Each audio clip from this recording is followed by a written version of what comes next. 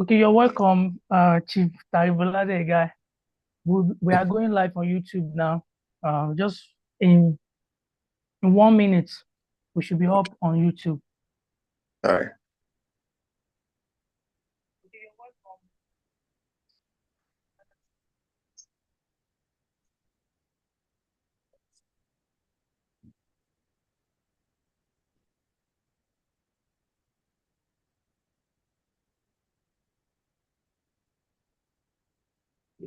All right, we are live now. Okay. All right. So I want to use the opportunity to welcome every one of us to Daniel Daily. This is actually our first episode. So I welcome every one of you for joining in. And today, we shall be looking to a very exciting and, puzzling experience of student life, particularly undergraduates and postgraduates studying abroad. Um, if you've wondered, what it's like, leaving your hometown to a foreign land and so on to study, yeah, this is the opportunity for you to hear more on that.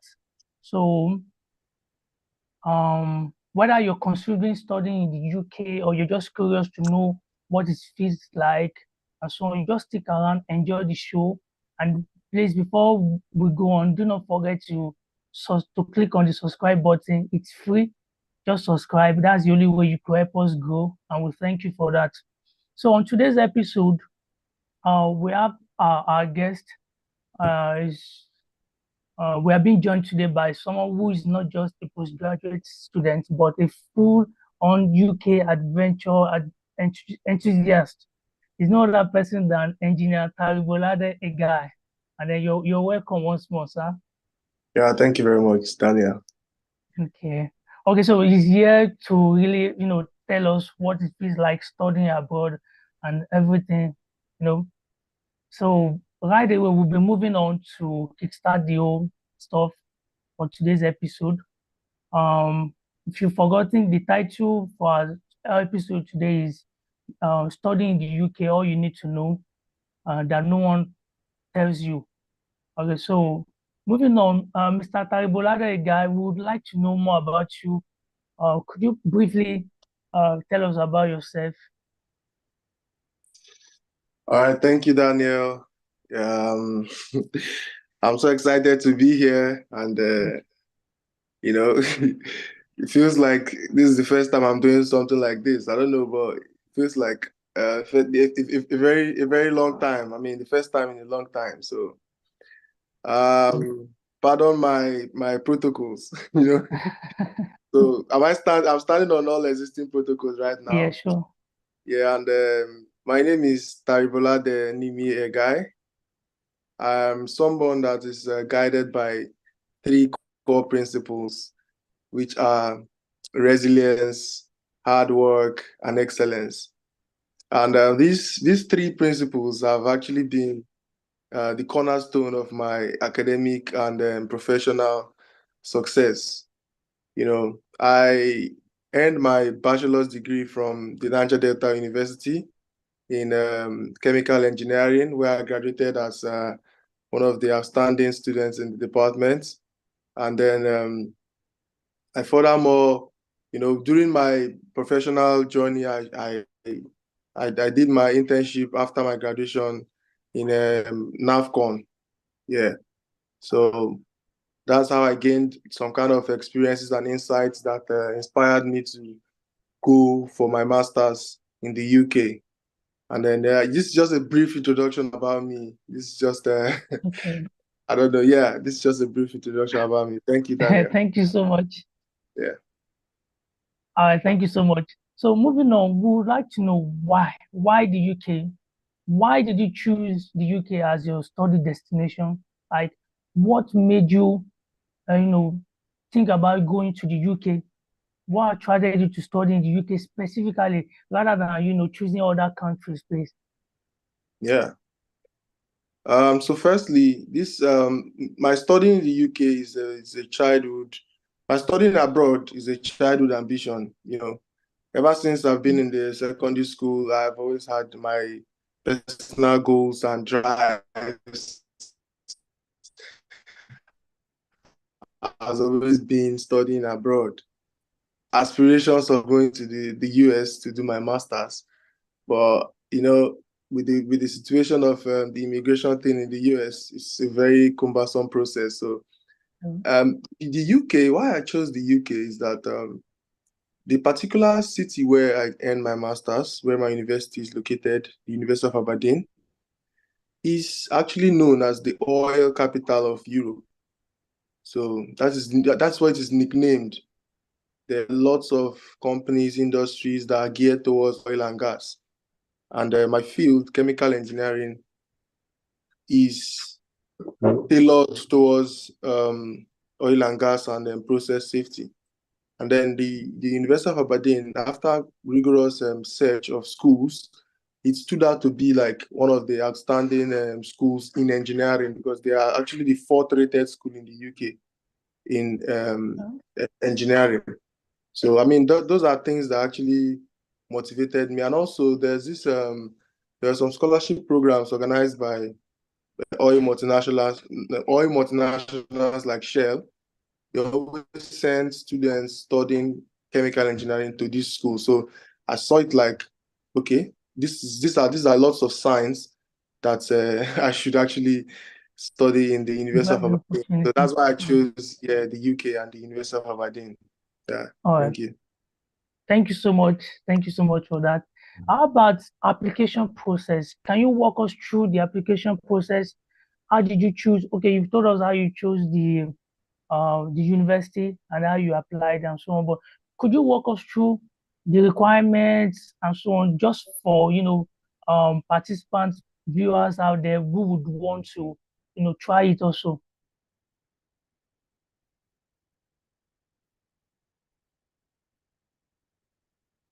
Hello, are you there?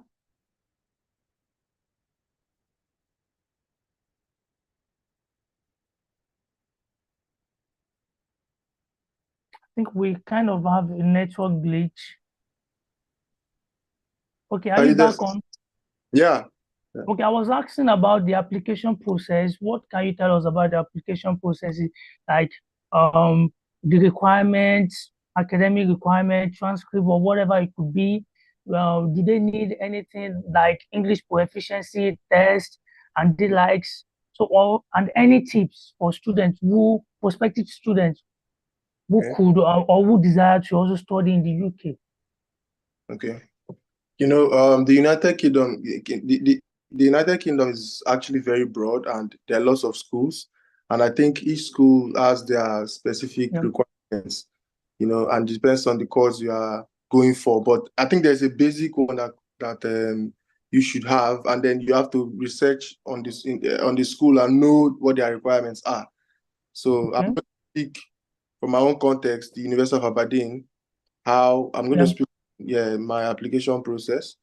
Firstly, I applied for a personal transcript from my undergraduate school, Nigeria Delta University, and then also I got an English proficiency letter, which shows that you have studied your course for the whole time in English, And also, I didn't actually need to take a test in IELTS test. I didn't have to take that. I don't know why, but I feel some people took that, and then I just had to present my WAEC results showing that I have credits in English, showing that I have credits in English, and the admission process are peculiar to each person. I mean, they are the team. There's a team that offers the admission, and they scrutinize the documents and give their own verdict. So basically, what you need is a transcript, your original certificate, then the references. You need references from your professors where you have studied, and to give you a better, a stronger application, to make your application, look more presentable. And also your grade. University of Aberdeen accepts only 2-1. In most courses, 2-1 and first class. Sometimes 2 second class lower can go. It depends on maybe if it's very close to, our grading system is over 5.0. So if it's something like 3.3, 3.4, I think they can accept that, because they will have to go through your transcripts. So yeah, that's just how the application process is. You go on the site, their website, you check the admissions portal, and then it's a very easy process. You just fill out the form.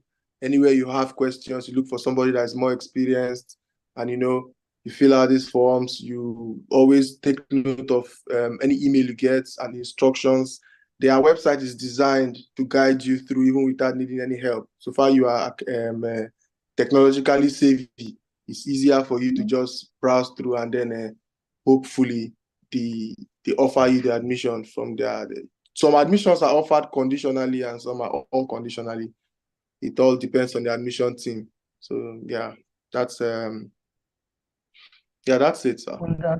Okay, Yeah. thank you so much. Thank you so much. One key takeaway there is to how to stand out in your application, which is to you said something about checking your mails and then following due Yeah. process, ensuring your Yeah. documents are intact. Okay, fine. Yeah, thank you so much In for that. advice for more experienced individuals, that's Okay. very important because you wouldn't want to miss any detail. So I would Yeah. advise that uh, um, you seek advice from a more experienced individual in that Individual. area.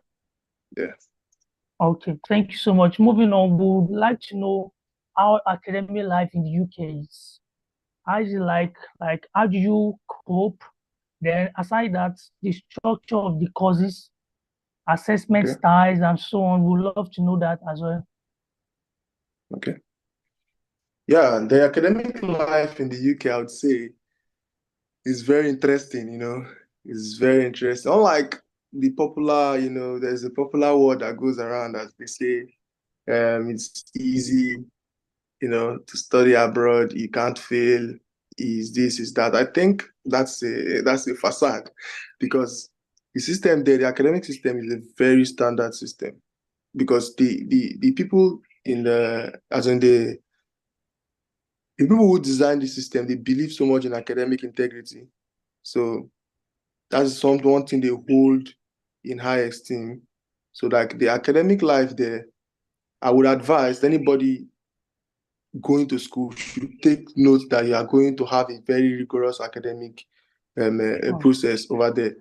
You always need to focus on your assessments. You always need to attend your classes, because if you miss 2 classes, you can be offered sanctions that may be detrimental to your grades and everything. So oh, wow. you have to. Then there's this the assessment structure depends on your course actually. Some courses they do mostly research writing. Like I studied MSc Advanced Chemical Engineering. I can say that I wrote over 15 papers, Wow. but I believe that's peculiar. Yes, that's peculiar to my field because we do a lot of research because I'm disciplined in process safety. So we look at documents, we look at accidents, occurrences, and we review. And the professor gives us a task. So all these are papers we keep writing from the very first day we get into the academic system to the end. Every course we did 4 courses in the first quarter of the semester, and another 4. So in total, I did 8 courses, and the thesis, which is 9. So the 4 courses all entail research writing, and you need to be proactive with your writing and always make sure you don't exceed deadlines, because these are things that will affect your grade so much more than you think. You can be expecting an A grade, but if you miss deadline or you are not proactive enough and your documents. Now, one thing about assessment, you know, in the UK, they don't just believe in providing answers. They believe in structure. They believe in formatting. So like they expect your work to be a presentable work that if anybody steps into the school, it can be used as a material. Or every student is expected for a master's level to present their work as clear and as conspicuous as possible to even a layman. Do you understand? If there was Yeah. a way I would have shared my screen, I would have showed you some of my papers and how it was presented, and even there are some oral and verbal presentations. So all these You things could. as you said. Pardon? You could actually share your screen if you. Yeah, I could, but it's a private phone, and Okay, yeah, fine. Thank you. yeah, I'm using my Yeah, private you phone. can go on. Yeah, so as I was saying, you make sure that your delivery in your assessment is up to their standard because they give you standards to meet up to. Okay. And exams are solo exams. There's nothing like Wow. you turn your necks the way we do here in Nigeria. Your exams are solo, and whatever grade you get, that is whatever you write, that's what you get. You know, Wow. marking scheme is very tight. Before you can get an A grade, an excellent grade, it means that you have shown, an outstanding understanding Good. of that course, because Yes. you first understand the course and we represent it in with creativity. So if you are getting a C grade, it means you are giving them back what they gave you. But when you get an A grade, it means that you have added your own creativity, You and know. Okay. Yeah. it's exciting to the examiner because exams is the examiner's discretion that is used to mark. These professors, they believe that they are the gods of our exams. So whatever they feel like, you have impressed them, and that's how they grade you. So I Wow. know I've not been so constructive with my explanation on the assessments and the lectures and whatever. But I believe that anybody that listens to this thing, we pick the points I have made and put Yes. them down to be of. And also the library is one good tool. The library. If I would advise, I have advised anybody, I would say you have to visit the library 3 hours every day. Imagine visiting the Okay. library 3 hours every day, doing something productive. Every day you spare 3 hours of your time, because that was my own strategy. I didn't want to be procrastinate. I was always trying to be proactive because I was in a very foreign land. There were so many disturbances. The weather was not favorable. Then based on the high cost where I'm coming from, we have a very devalued currency. So how it is to now blend to a Yes. system. These people, it takes a lot of money from my own And currency for me to. So those things were already drawbacks that I had. So in order for me to edge up, I had to push myself a bit more. So by always being proactive, going to this thing, when I'm giving what is it called, an assessment, I make sure I finish like 3-4 days before the deadline and check my work. I always try to, like I said, my watchword is excellence. I mm, always you know make sure my works appear excellent, even if it doesn't. At least there was an effort to excellence. So basically, this is just all about the academic life and everything. Assessment styles is peculiar to each course because I can only mm, know about. So, and then the class size, also the class size is very favorable. You hear the lecturer, you see everything. The slides are there to watch. You have your notes before the lecturer starts teaching. lectures. You're already active. There's a portal where before the Can have class, access to your. it's activate the particular topic is going to teach, Wow. and the notes are on your system or on your phone. Wow. So you are following what the lecturer. But as a master's program, you should understand that you are not expected to be taught like Yes. Like secondary, undergraduate. not for that guy, secondary school child. They just give you aid and makes you, because it's an individual uh, project. It's an individual what's it called, uh, endeavor. So you just have to make sure that you do everything solo. So yeah, that's it. Okay. Thank you. Thank you Yeah, so much. yeah. So before we continue, I would like to remind our viewers once more, please do not forget to click on the subscribe button. That's the only way you could help us grow as well. And then moving on, let's talk about cultural adjustment, because earlier you made mention of how this new environment wasn't favorable and so on. So we would like to know the cultural adjustments, and then as a student, how was life? How was the student life? How was it? Like, what cultural differences did you experience when you first arrived? How did you adjust? How did you adapt to the new changes? Um, the challenges you faced, surprises, and so on. Okay. You know, when I first got to the UK, that was my first time traveling out of Nigeria. Oh, So the first shock I got was seeing like so many white people at the time.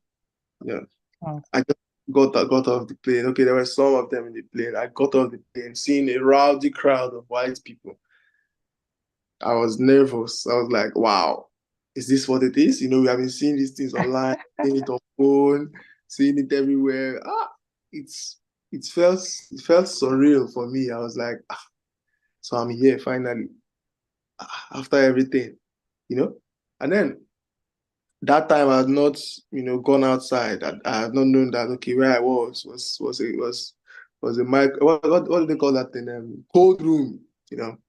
People were living people were living in the cold room. So when I got out, the cold just shook my nose. I was like, so wow, that was a struggle. That was a struggle for me. The first struggle was the cold because the jacket I wore wasn't even enough to withstand that cold. yes, So that was like the major problem. And people, they have their own ways of interaction, ways of doing things. So you first have to learn how to relate with your environment first, even before your academics. So that is also another school on its own. you know and then food. If you are used to some kind of food, like me, I'm a very traditional man, and mm. I like my local content. So I like my You local content. patronize the local content.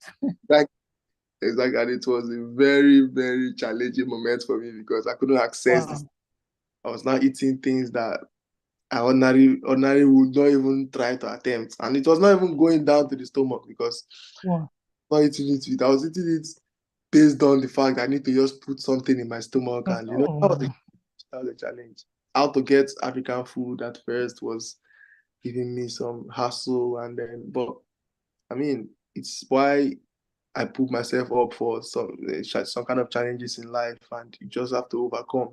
And at the end of the yeah, day, I overcame the culture, all those, the culture shift, and then I was able to, triumph academically. Although even presently now, there are still some areas where I would say, it's quite overwhelming to do all these things at a time. But I feel like in life, like I said, resilience is one of my yeah, watch.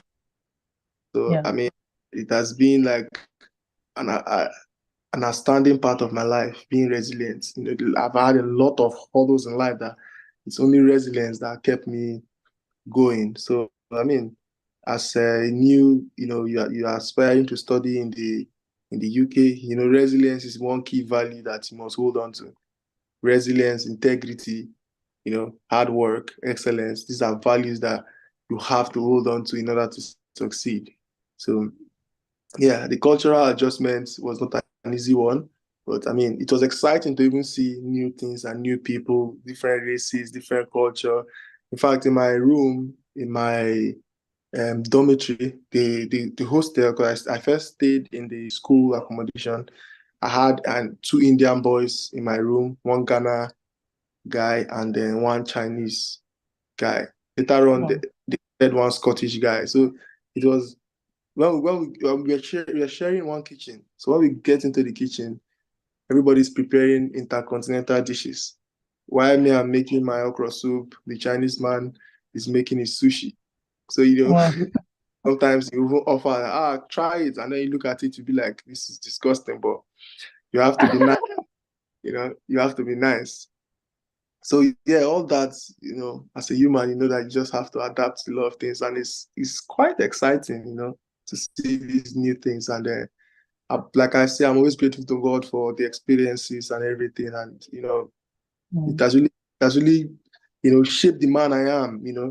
Before I traveled, and I know you know, um, I wasn't that bad, but I can see like a whole lot of changes after the master's experience and experiencing the Western culture and their dealings with the white people, the blacks, different races. I mean, that's how. I mean, that's how I did. Yeah. And then also there was this club in the school that helped us, blend in. It's called the Wow. ALSA, the AUSA, A, Aberdeen AUSA, okay, okay, Aberdeen University Students Association. You know, okay. when we first got there were elections for the president, welfare officer, and lots of posts, which even some of my friends contested. Some won. It was just like what we call the SUG government. SUG, yeah. Yeah, that's what they do. But they are very accommodating. They have events. They have lots of get-togethers. Oh, I made these races. People becoming friendly. One of their leaders, the president was even a Zimbabwean lady, wow, and it was quite exciting. It was while we were schooling, we were still, culture, trying to learn each other's culture and way of life, and it's all about experiences. It's all about the experiences. So that's one thing that also stood out. Yeah, and then also the football under the ALSA, I was part of the football. sports team. I Mm, joined. I play football, so I joined the football organization under this ALSA, where students they offer us fields, pitches where we can play and then get to know each other. We play matches. Just by as a master student, I didn't really have too much time to do all that, but at least I played one or two games. nice. You know, Okay.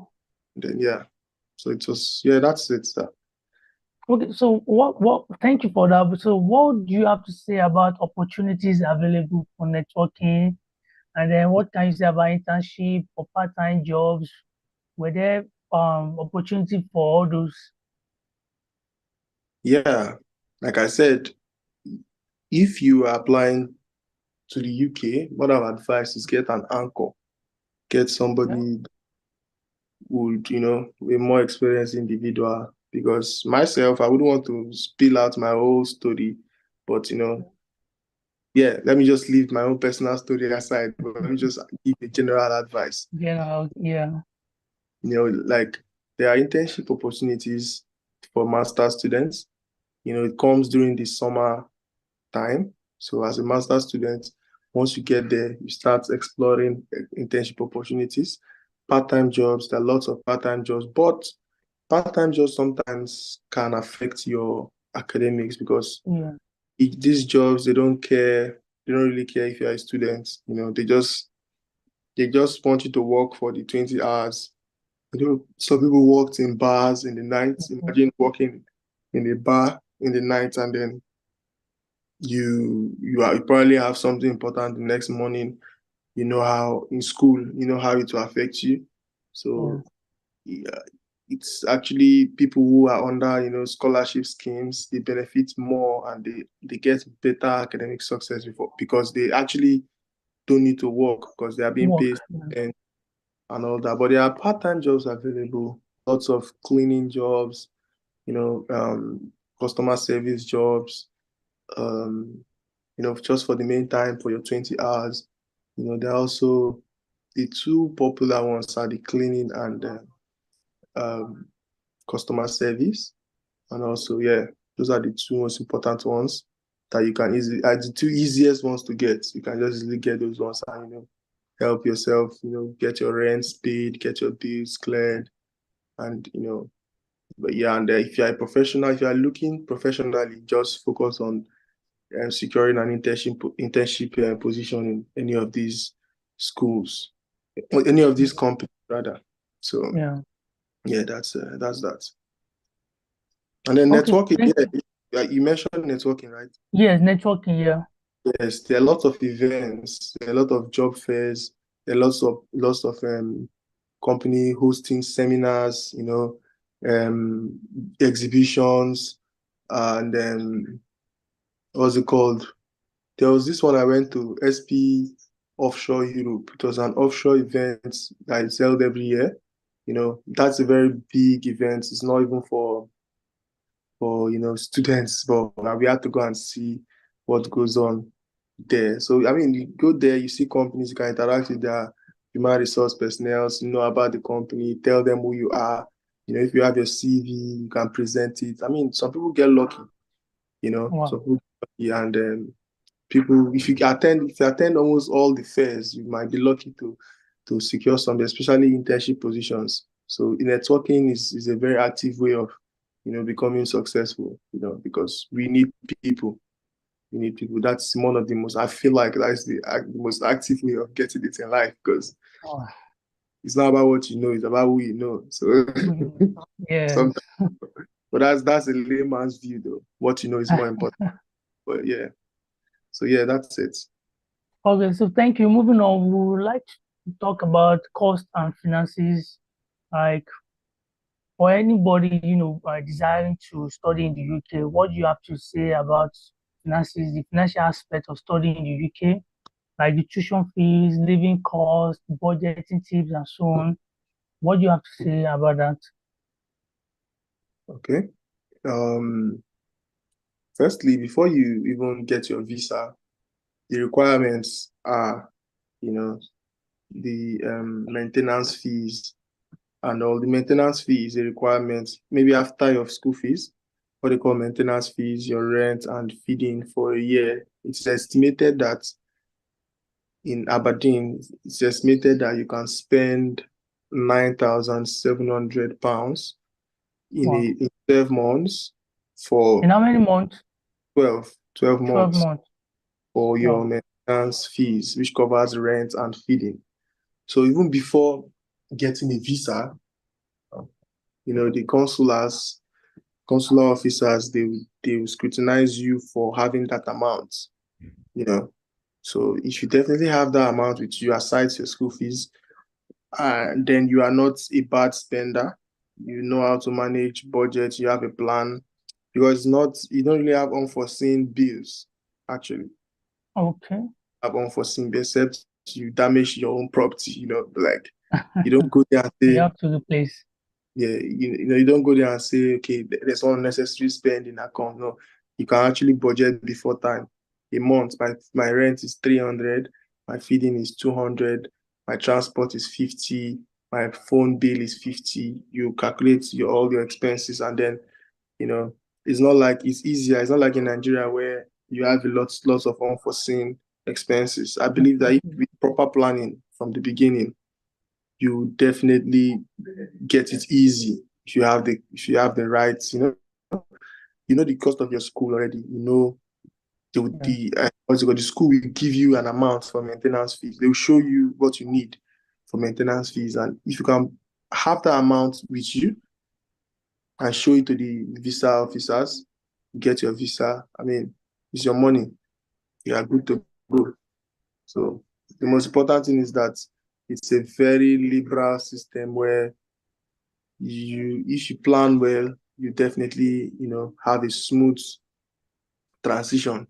So Okay. yeah. All right. Thank you so And much for that. tuition fee differs. You said? Differs. I said tuition fee differs Okay. for Yeah. different. Some are cheaper. It depends on what you want. My school was not so cheap, but I mean, it's a very recognized school for engineering. So that's why I choose it. Okay.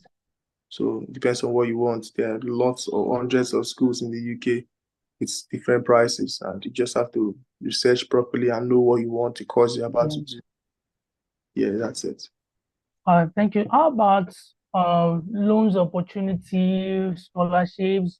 Are there options like that for prospective students or um, students already in the UK? Are there opportunities like that for students like that? Yeah, when you talk about scholarships, are you talking about the local scholarships or international? Both. Okay.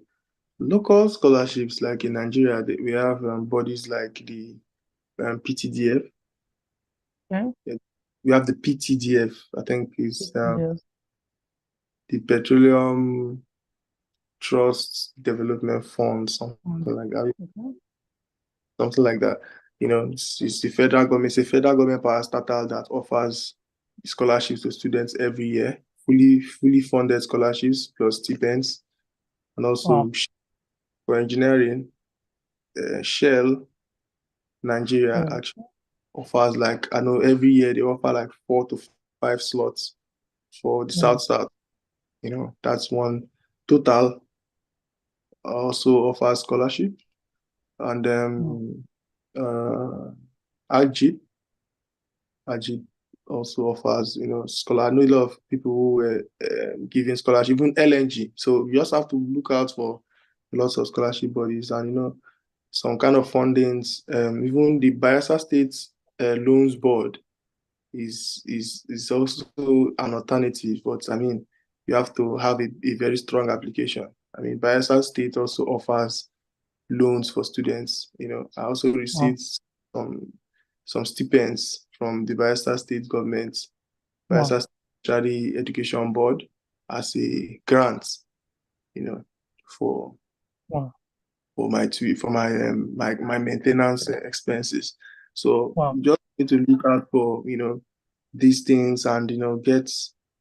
Yeah, and then the international scholarships is the only ones that are very much available is for PhDs. For PhDs, Wow. they respect applications coming from people who graduated their masters in the UK and abroad. Yeah, those are very, very active. If you have a good grade, first class, 2-1, a very good one, can be offered fully funded assistantship programs, where while studying your PhD, you are your fees are fully covered, and then you are given stipends while you work in the school for the duration of your program. So yeah, there are opportunities like that. Well, these things we really need to dig deep. I'm not giving too much information because it's we didn't have a proper, you didn't give me a prompt for this, so Yeah. I don't have a constructive list of these scholarships and things. I'm just talking about the ones I can recall. So Uh, yeah, so yes, that's it, sir. okay. Thank you so much for that. Okay, moving on. Okay, you've already talked about accommodation and living in UK, but we would like you to stay throw more lines and throw more points on that, like um studying like on-campus accommodation, private rental, etc. What are the challenges, the problems that come, um with these options available for students over there? Pardon, can you say that again? Okay, yeah, I was talking about accommodation. You said earlier on like what, and then which means the other options like private rentals as well. So we want to know what are the problems or constraints that come with each of these options. What are the challenges for people who stay So on campus, or do you feel okay staying on campus is better, or at what point do you think a student should be at on campus before thinking of maybe staying out or in a private residence also? okay. Um, Now about the student accommodations, Um, um, what I would advise is that as a student, if you have like 2, 3 persons that you're familiar with, you know, that you are familiar with, you must have actually, before getting there, you must have joined group chats and, met people that study same courses or similar things. If you trust them enough to have like a private accommodation, I feel like that's better because there'll be better understanding, and you guys may be of the same cultural background. So you people have, a certain way of doing things, because in the student accommodation, you get assigned your room. You don't get to choose who your flatmates are. Some yeah. people are not well mannered, some people are noisy, lousy, some people are dirty, getting Uh, crew starts to clean up the living area, clean up the kitchen. Is often a hassle because people have different time of being in the house, and sometimes the place might get too messy, and the shared areas is often a problem when it comes to student accommodation, because there's rarely everybody's an adult and there's rarely understanding. But like for me, I didn't even bother to talk too much about it. I just did it when I could, when I saw that the place was, that was me doing myself. Otherwise, I know there would have been lots of, hula baloo in the area. So the student accommodation is not special. It's just an accommodation. And I would prefer getting accommodation outside the school area and be with people who I can relate properly with, or even alone if you have the money, because it's not much difference. There's no much difference. I'm staying outside and it should be like £50 difference, and you get that comfort. In a student accommodation, you cannot have a TV, but in your own accommodation, you can have a TV if you have the money to buy. You can have it of your own. You can have like your own designs, in your house, what you like. But in the student accommodation, you go to your room and leave. And it's quite small. It's quite small from my own school. I'm not saying it's bad, but some people like a spacious environment. So whatever your preference is, what I would advise is that you get like a private apartment, and then you can access the libraries and the school things. You just need to maybe take a little bit more, time to get to the school, and than you would have gotten to the school in the school. You understand that if you get to the school when you're in student accommodation, you now take 20 minutes. I mean, that's your own, problem to think about. So yes, this is just what this is what the accommodation there is not a problem.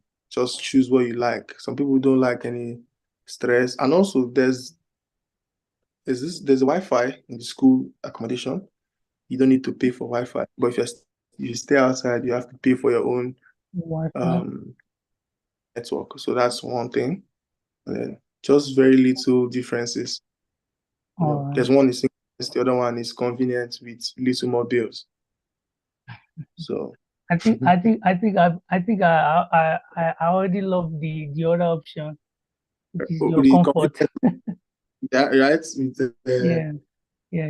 Comfort is very important in an environment like that. Okay, so moving on, I think you've also talked about daily life in the UK, but we want to know more on the transport system. Are there student discounts? I mean, if you're staying off campus, there's student discount, public transit, or what can you say about the cost of or transportation as a whole for a student? Okay. Now in the UK they have student discounts. Yeah, they have student discount, which is a good amount. Like a normal daily ticket is about like £5.3.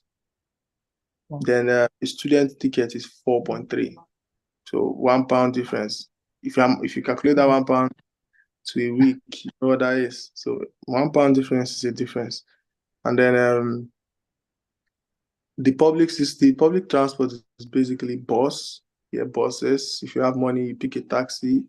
Maybe you go out late and you want to get back, you can pick a taxi. But then the transport system is very good. We get buses in some areas, we get buses every 15 minutes. A bus going to a particular location appears some 30 minutes. But within the school area, every 15 minutes, you get a bus. So if you miss the first bus, you are there in the next 15 minutes, another bus will show up, and then just £4.3 a day. If you want to have a weekly ticket, it's about 21, I think, £21. Yeah, so that's how the discounts work. And then I feel like it's a very liberal transport system. I like the 4.3 pounds is not much for a day.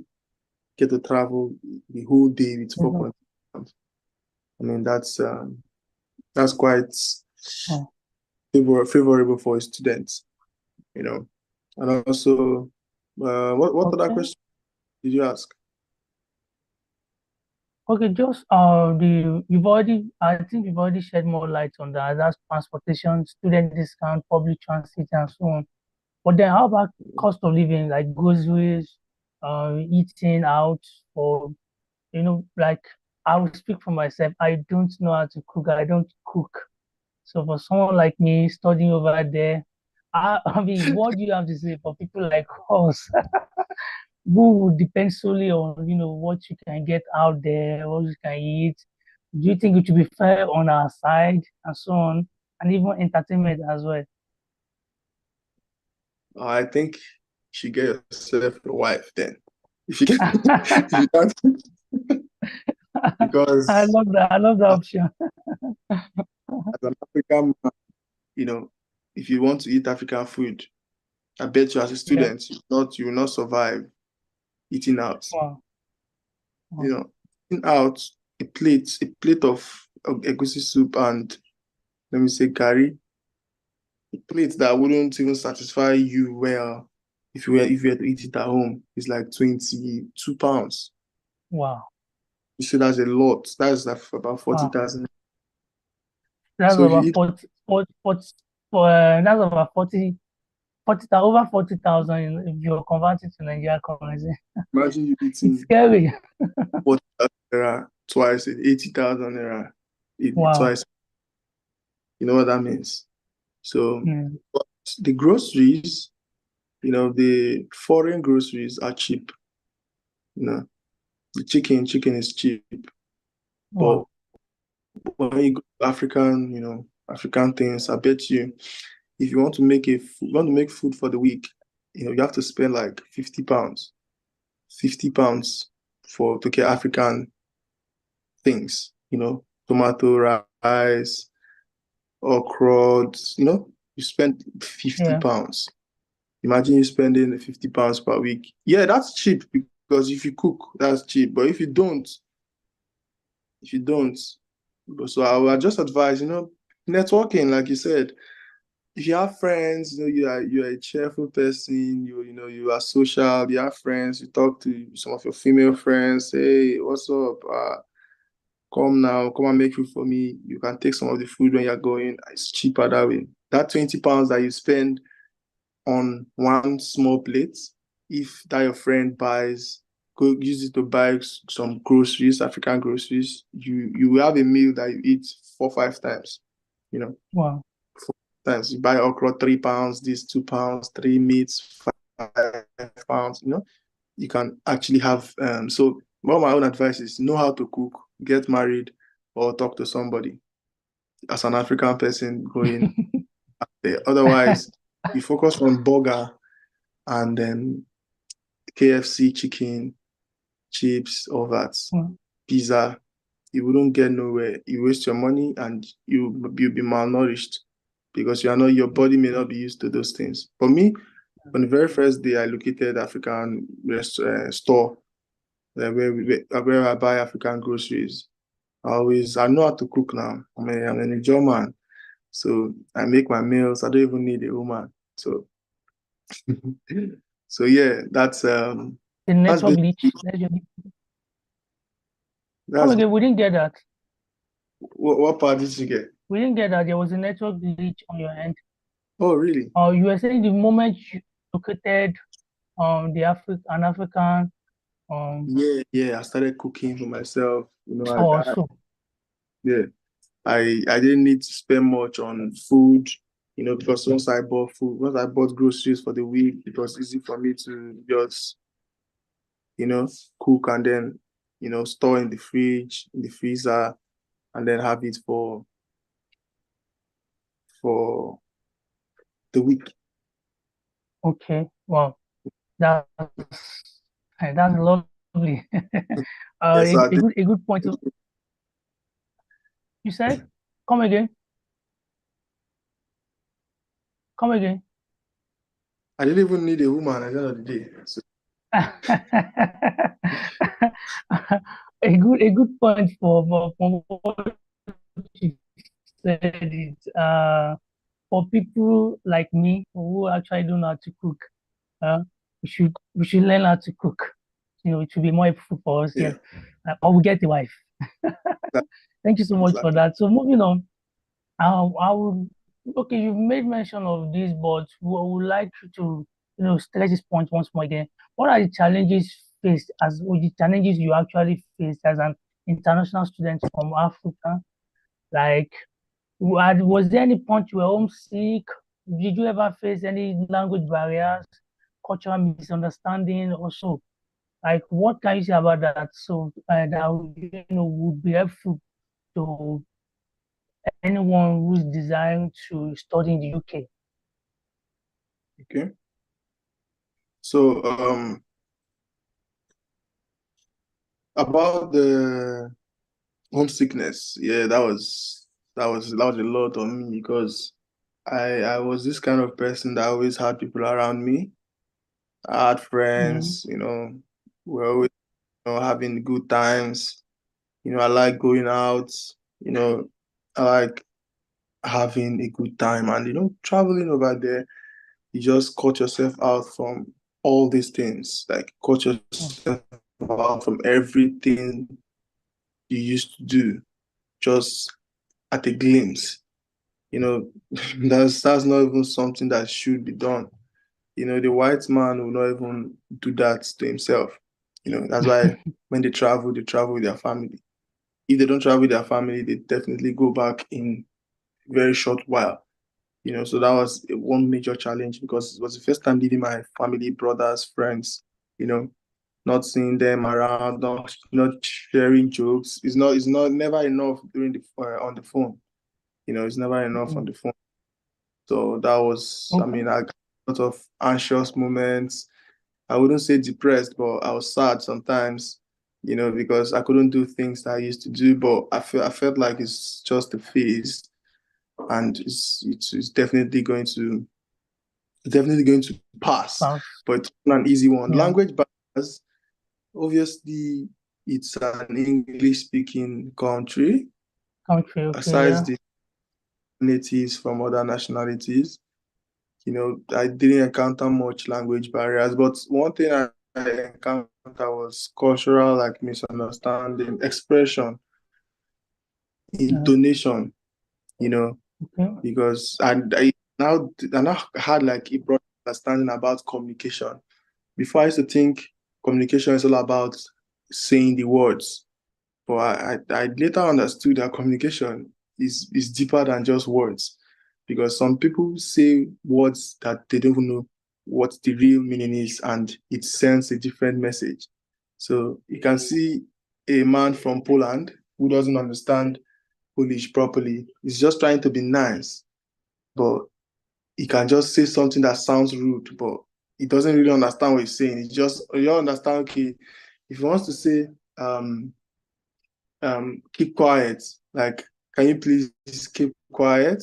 I'm doing something. He can just say shut up, but he doesn't really mean it to be rude. He's just trying to tell you that I'm doing something. Just keep quiet, but he doesn't understand how to use English in the right um.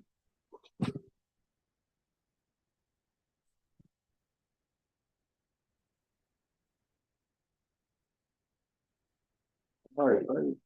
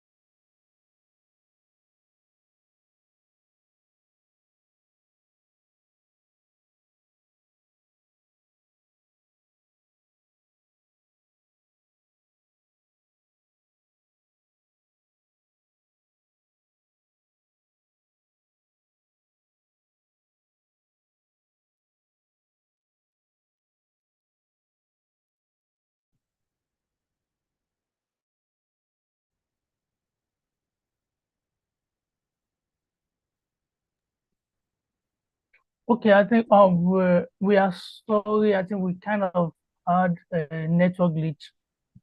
Oh, okay. So sorry about that. I think we were talking about.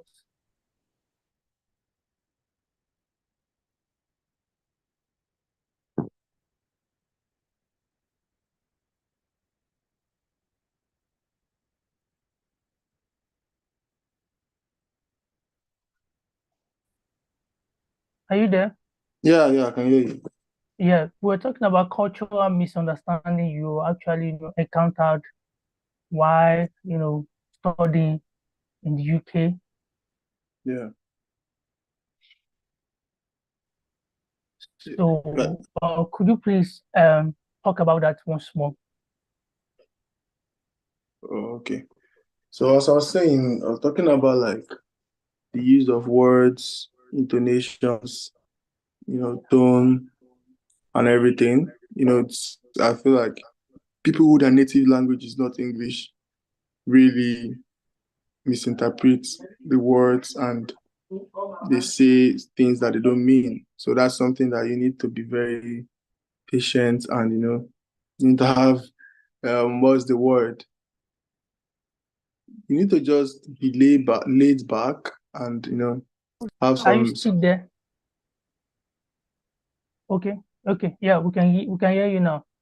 okay. I say you need to have some level of decorum within you for you Okay, to treat people of other cultures because the world is very vast for you to just be quick to judgment and action.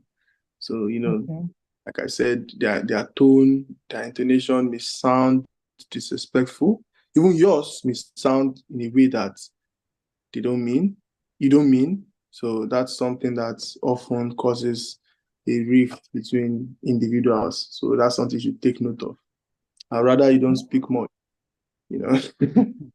I'd rather say you don't speak, just let things be most of the time. yeah, Yeah, silence is yeah, golden. yeah, yeah. Okay, Because nobody thank can you. be accountable in silence.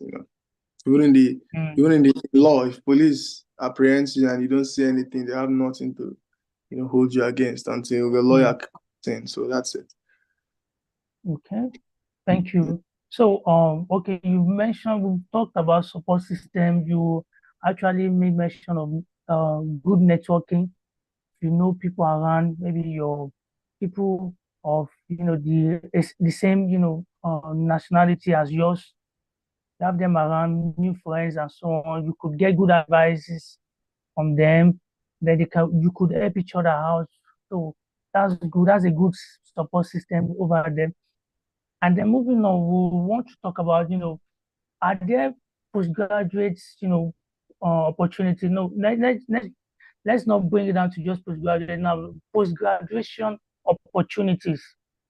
That is after graduating from these schools, are Yeah. there opportunities over there after graduating? Um, like, are there post-study work visa options for graduates and so on, and so many other opportunities, please. If you know there are some, can you enlighten us? Okay. Yeah. So post graduation life, like anywhere in the world, is not an easy one because Okay. you are living a very busy environment, a very busy academic environment, to a more and a more busy and intensive, job market. So I mean, there are opportunities, but in life, you need strategy, you need planning, you need understanding, you need direction. So what I would advise is know what you want, make a plan, sort for resources, sort for materials. When it comes to job, what company are you applying for? What does the company want? What kind of graduate do they want to employ? What kind of skills are you meant to have? Do you have them?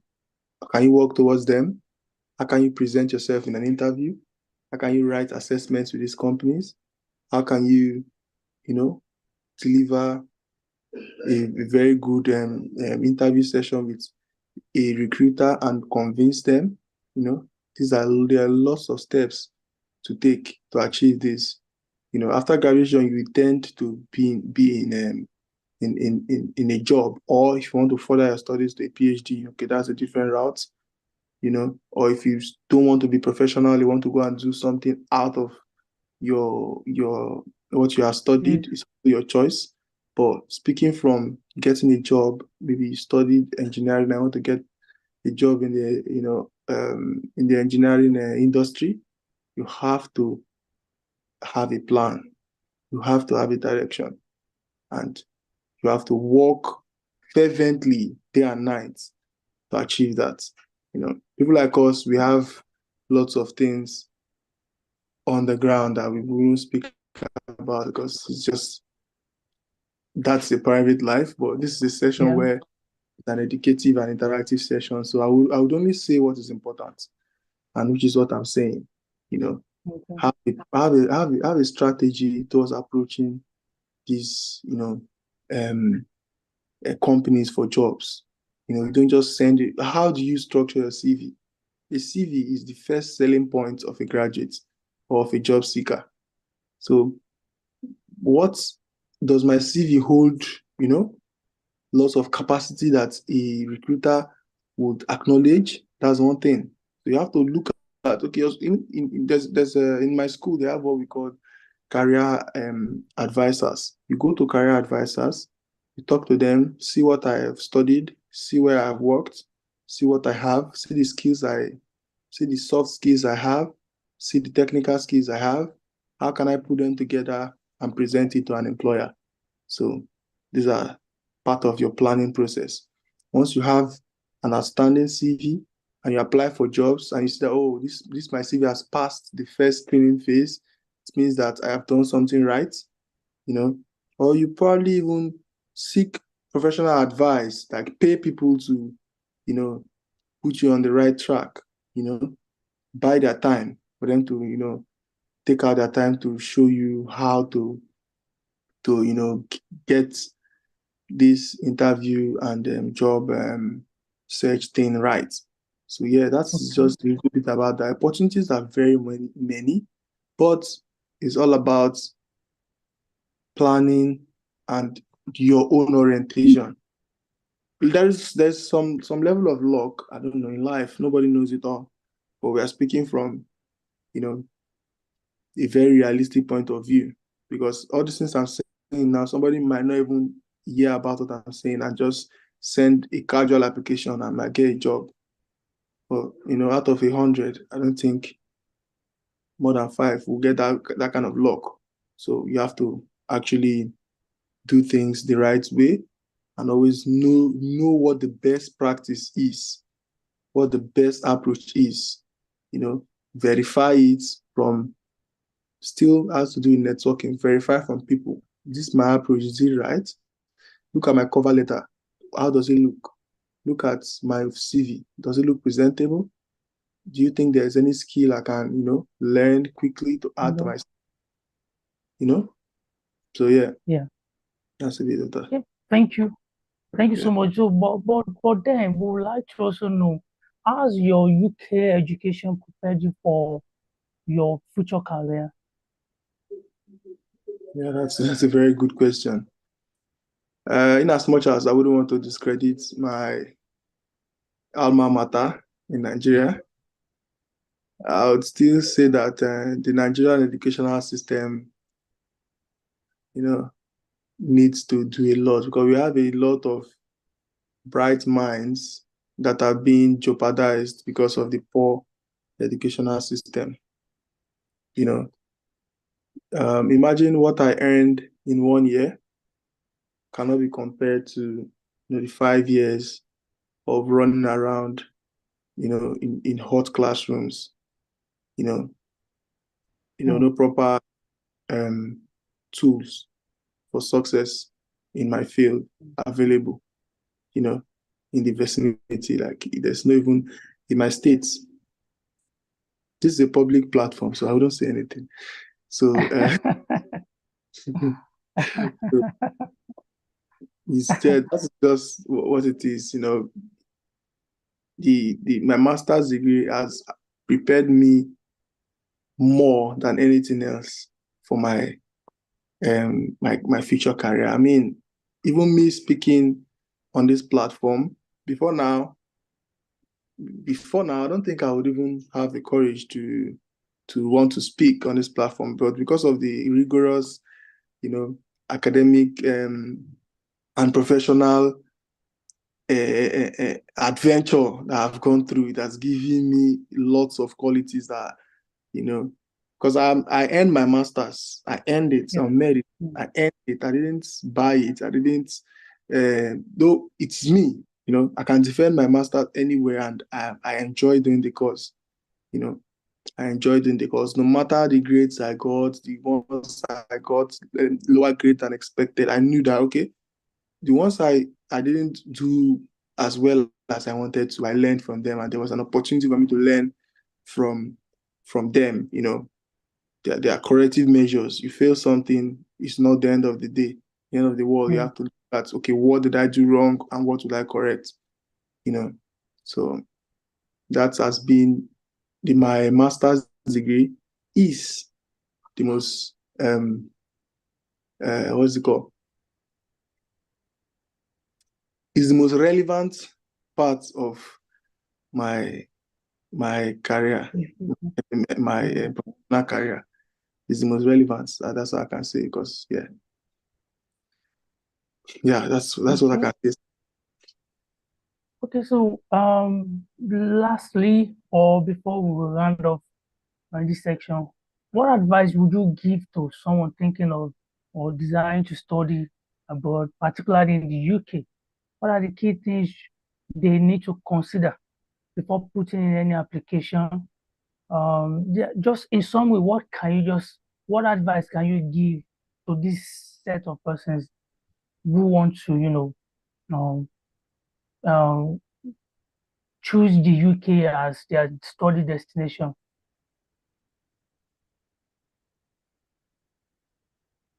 Okay. Like I've said, the current state of our country, Nigeria, if there's an opportunity, I would advise that the person grabs it immediately, because, and also I bear it in mind that you are going into a different, you know, way of life. You're not going there with your way of doing things in Nigeria. You're going there to have a whole new, experience. So you have to make sure that, I've always said, planning is one important thing. Planning, consultation. Then for your values, you need resilience and hard work. These things will be vital and pivotal for your success studying abroad. I can't really say much on this platform, but this is a little advice I would have to, give someone thinking to study abroad. Planning, I always, beckon on planning, because I know what lack of planning can cause you. Can cause you more than you can ever imagine. So if you are not living here for enjoyment, if you think you want to study, you're not living for enjoyment, you are going there for a very rigorous experience that, if you are not tough, it's definitely going to take a toll on you. So you need to bear it in mind, ask questions, talk to people. Whatever I don't know, ask. Don't assume. Don't assume. Ask, so that to give you better chances and everything. So this is just, it's Okay. simple advice, like, I have to offer. Take Okay. academics seriously, Seriously, yeah. proactive, and I've said quite a lot now. Thank you so much. So, lastly, um, before we let you go, looking back, would you still choose the UK for your studies if you were to, uh, take up another adventure again? Would you choose the UK, and why? Why not other country? Yeah, the only issue I have with the UK is the weather. I don't really Okay. fancy because sometimes it gets, especially in Scotland, in Aberdeen, it gets very, very cold. So if I'm Oh, obviously you just mentioned an adventure, I wouldn't adventure in a place that I've adventured before. So okay. I would definitely choose somewhere like the US because Uh,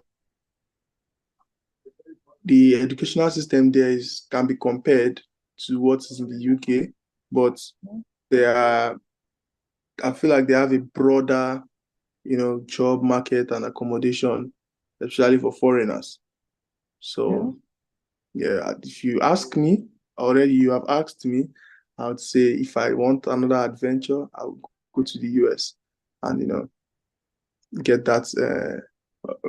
I'm even looking at opportunities to get a PhD, in the US. Okay. And that is That's also another adventure. adventure. Yeah. Thank you so much. I think at this point we've actually come to the we've come to the end of this episode. I want to use this opportunity to thank you, Mr. Engineer Tari Egai. I want to thank you once more for this great for sharing your experience with us, and for every viewers or anybody that will be opportunity to view this some other time. I want to say thank you on their behalf for sharing your experiences and insights. It's really wonderful. And then one important thing I've learned also from this is excellence. You should strive for excellence in everything you do. And in order to do that, you should look every other thing aside. Be diligent, have integrity, um, and then that's just it. Be resilient and so on. So we want to say a big thank you, and then to our viewers out there, please do not forget to click on the subscribe button. That's the only way you could support this. Thank you so much. Bye. All right. Bye, sir.